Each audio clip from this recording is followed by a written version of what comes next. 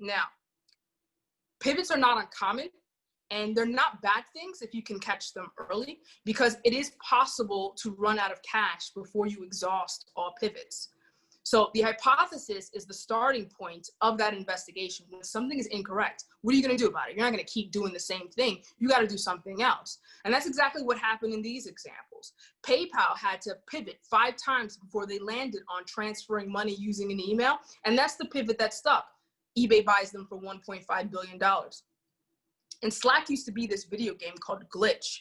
And they couldn't find enough people to sustain a business that wanted it. And so they pivoted towards an internal tool that they developed, an internal chat tool, and they hypothesized that small teams and startups and other product teams would benefit from using this tool. They were right, it stuck.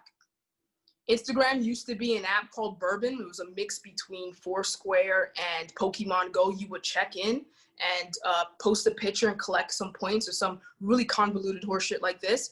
In an effort to lean down the app into and remove all the unnecessary features, they were left with a lean photo app. And that's what stuck. Facebook buys it for $1 billion.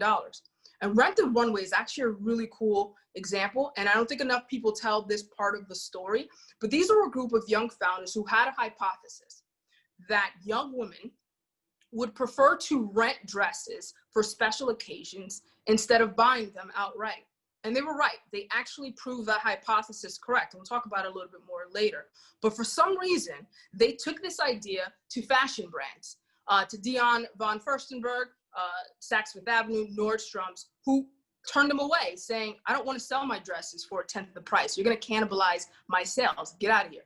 And so it took them 20 times of being turned down by these fashion brands before they went back to their original hypothesis and said, I should be selling this to the who that cares about this problem, who we're solving this problem for. And they built Rent the Runway for the intended customer, those that want to save money or reduce the amount of money they spend on their special occasion dresses.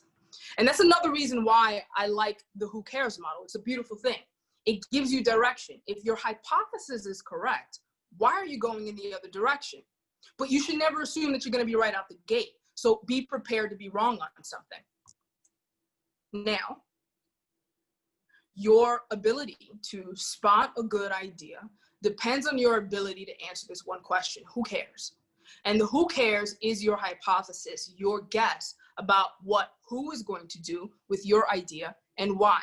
And the goal is to find alignment and ask the right questions when there is alignment. And I'll say this: the weak spots of every single one of those 24 companies that raised $1.2 billion could have been spotted with the who cares hypothesis. And these companies that I just mentioned that had to pivot, Slack, PayPal, IG, and Rent the Runway, they could have reduced the number of pivots if they had aligned with the who cares model. So start with the who cares. It puts you on the right path.